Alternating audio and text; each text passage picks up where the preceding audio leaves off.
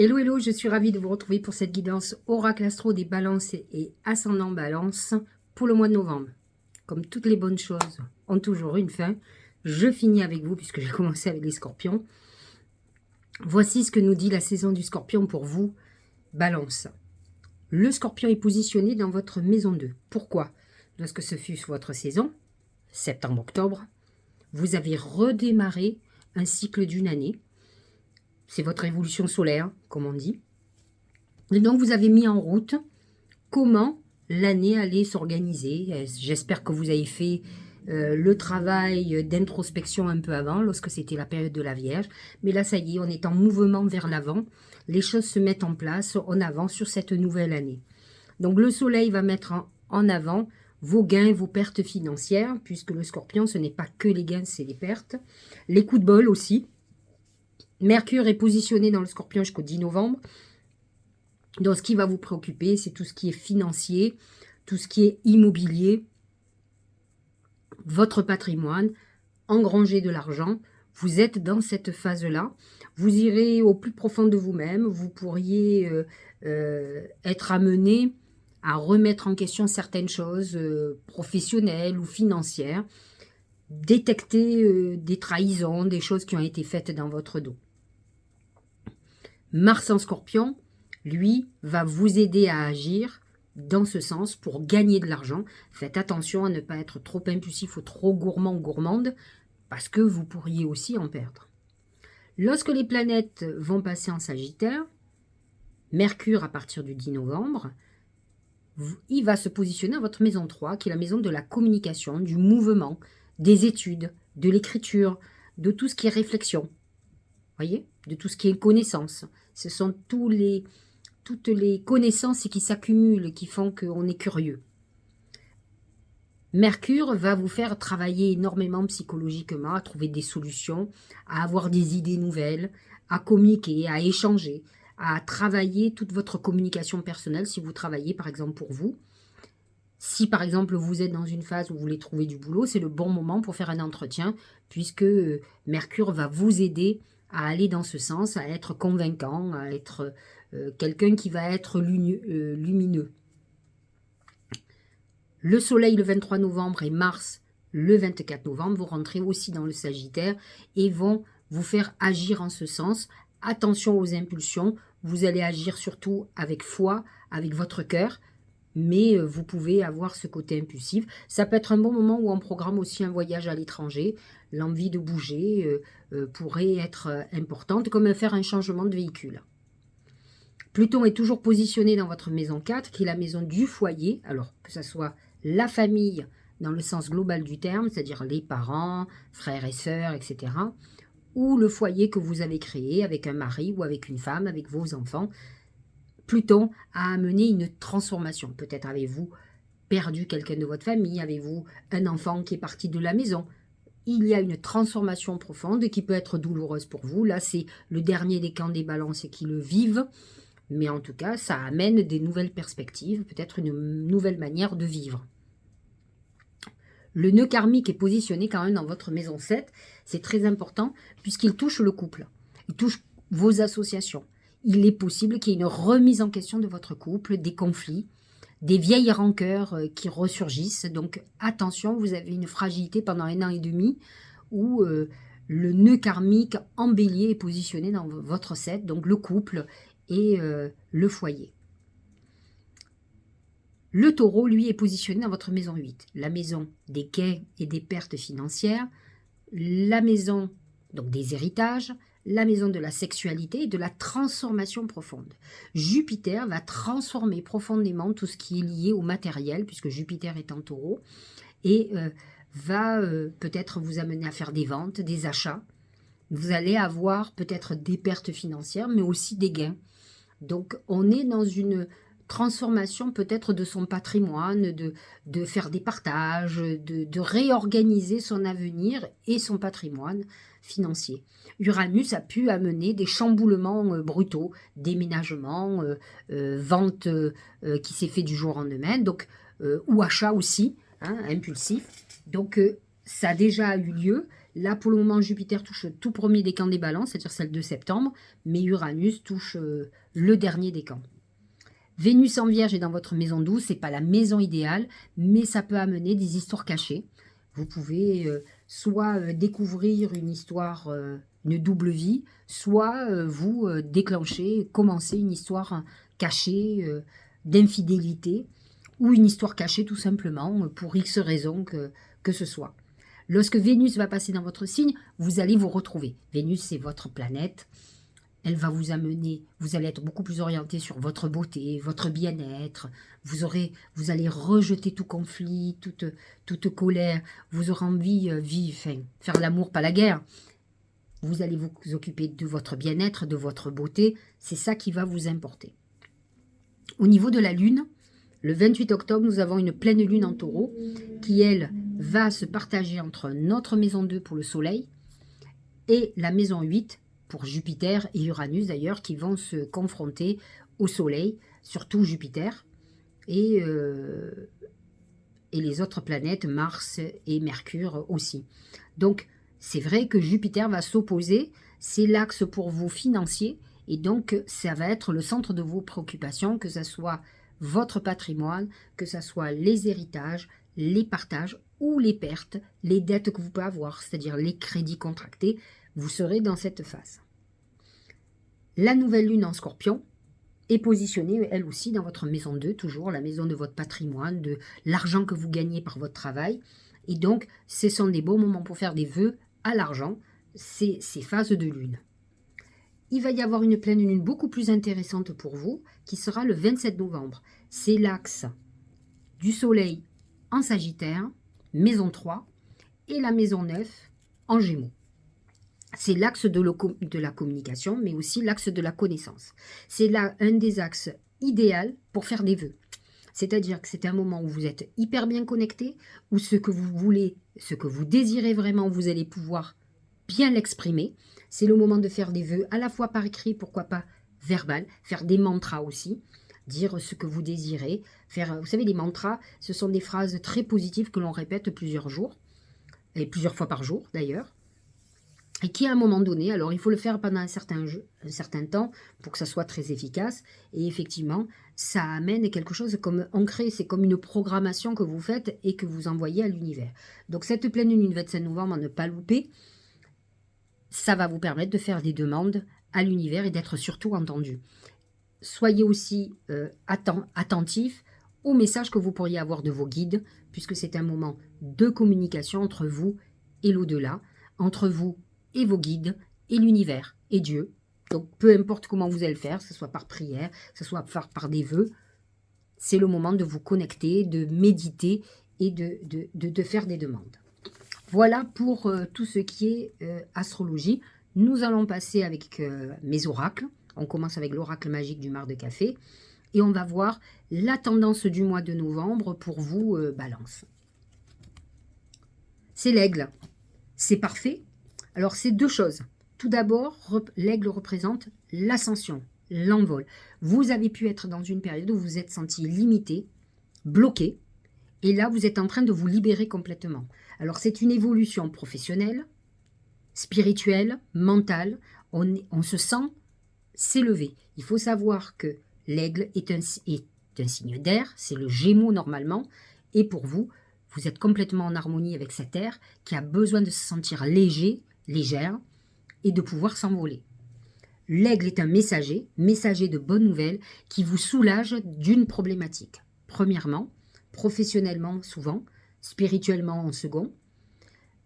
C'est aussi une manière de nous dire que la pleine lune du Gémeaux, puisque l'aigle représente le Gémeaux, va être cruciale pour vous, et que ça sera un moment d'évoluer et un moment de libération. Donc sachez-le, le 27 novembre va être une date clé pour vous, pour justement vous libérer et être complètement cet aigle.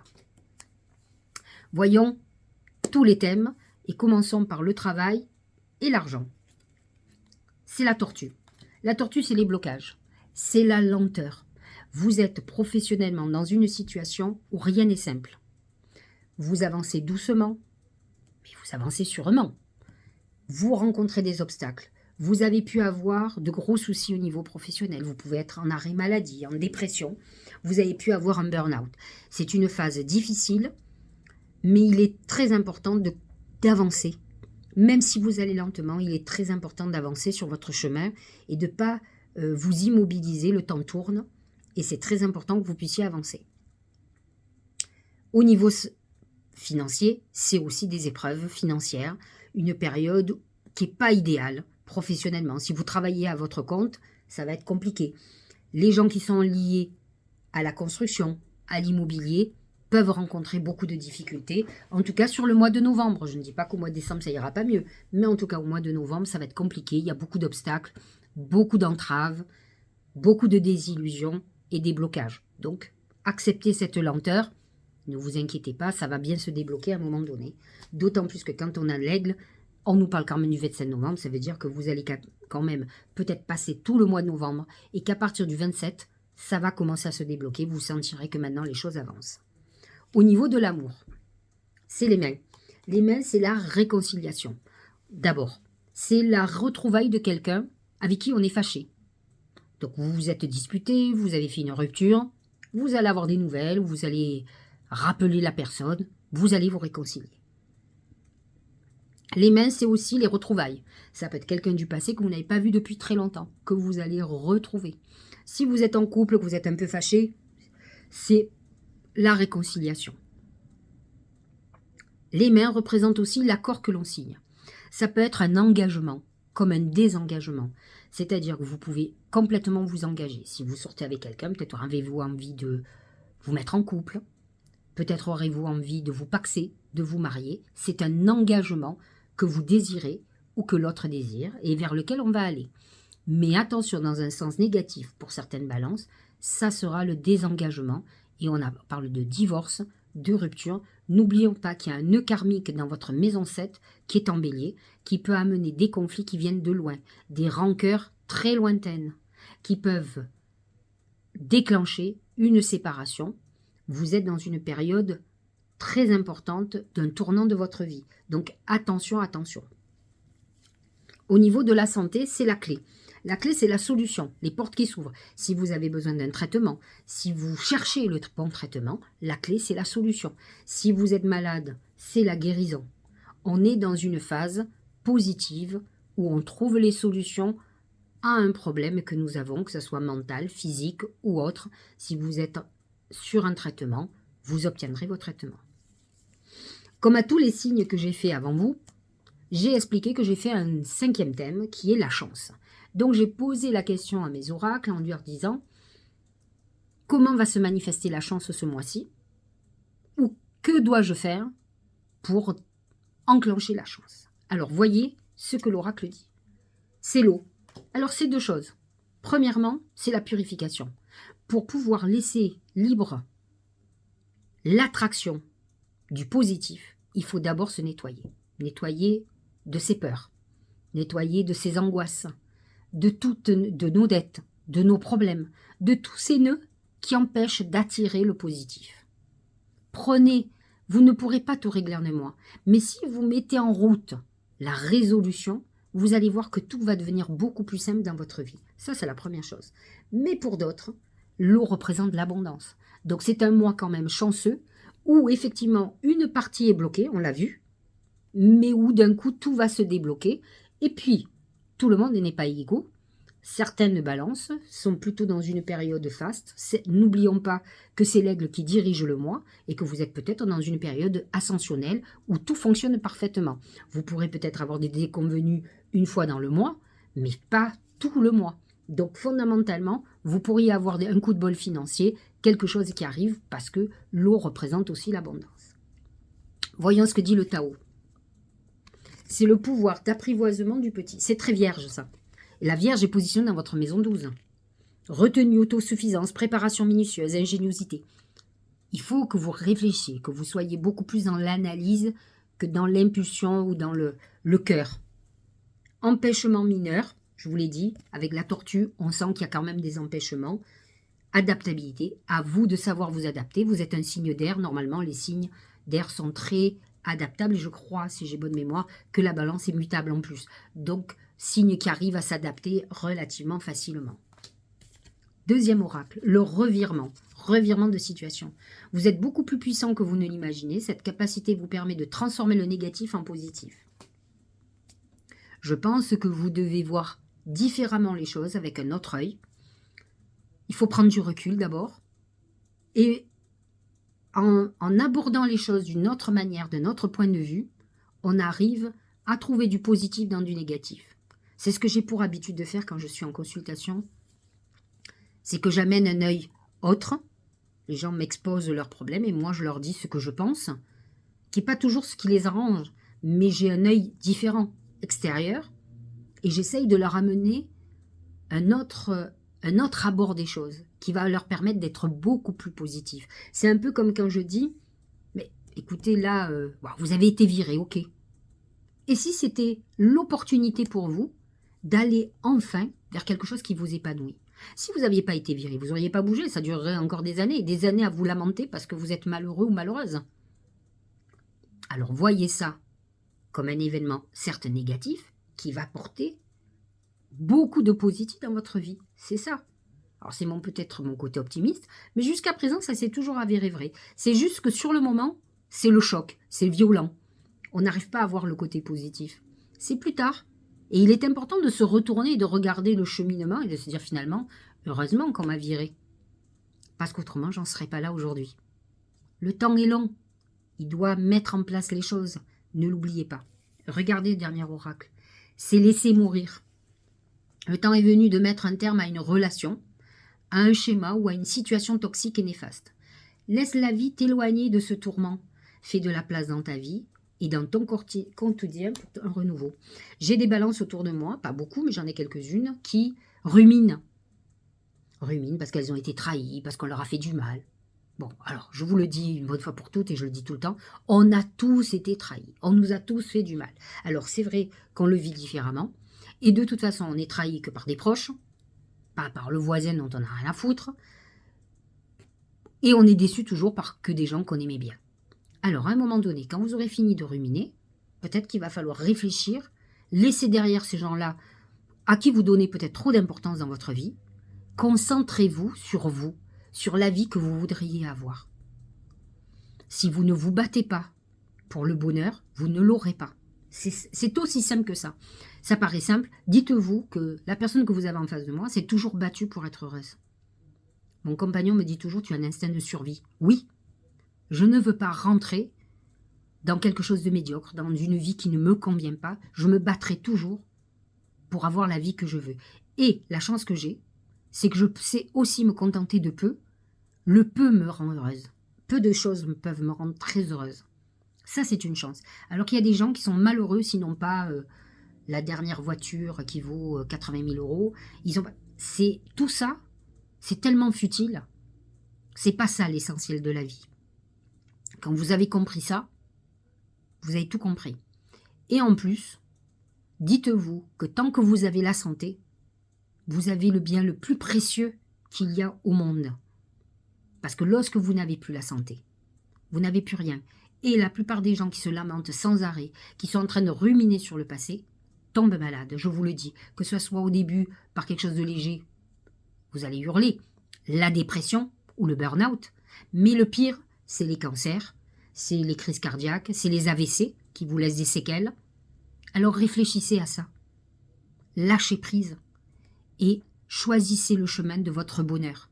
Et laissez derrière les gens qui ne vous aiment pas, qui vous ont fait du mal. Ils ne doivent même plus exister dans votre vie. Moi, j'ai la chance que j'arrive à oublier des gens. Moi, quand quelqu'un m'a fait du mal, il n'existe plus de ma vie. Mais instantanément. Je l'ai oublié. Alors, sachez oublier et avancer vers votre bonheur. J'espère que cette guidance vous aura éclairé. Je vous souhaite un très bon mois de novembre et je vous dis au mois prochain.